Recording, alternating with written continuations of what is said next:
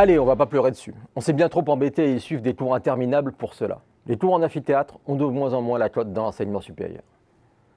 Et si les amphis ne disparaissent pas, ils sont au moins utilisés différemment. Parce que non, ces étudiants qui scrutent constamment leur iPhone pendant leurs cours dans ce gigantesque amphi de l'université de Grenoble, ou d'ailleurs, ne sont pas en train de chatter sur Facebook. Non, ils sont bien en train de travailler en répondant aux questions que leur pose régulièrement leur professeur. Tous les quarts d'heure, ils les interrogent pour comprendre s'ils ont bien compris tel ou tel point, et s'il faut y passer ou pas plus de temps. C'est l'amphi du nouveau type, le seul qui durera à long terme. Bon, allez, aussi avec les cours de quelques professeurs suffisamment passionnants pour remporter l'adhésion de leurs étudiants sur cette béquille technologique. Mais ceux-là seront des stars. Que pour le reste, les cours se déplacent de plus en plus dans de petits groupes agiles. L'idéal étant alors que les étudiants aient lu leurs cours avant, sur des cours en ligne, où leur professeur a pu suivre leur progression.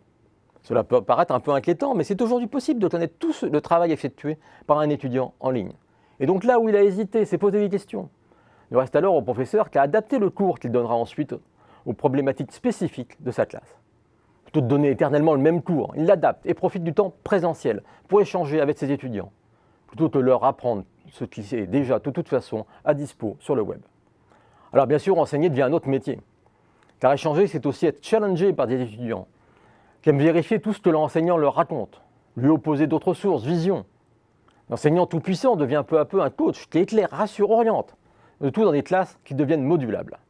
Que la salle de classe aussi change. Plus de premier et de dernier rang, mais des cercles autour de l'enseignant, des espaces qui se transforment au fil des exercices, avec des chaises à roulettes qui font également office de bureau.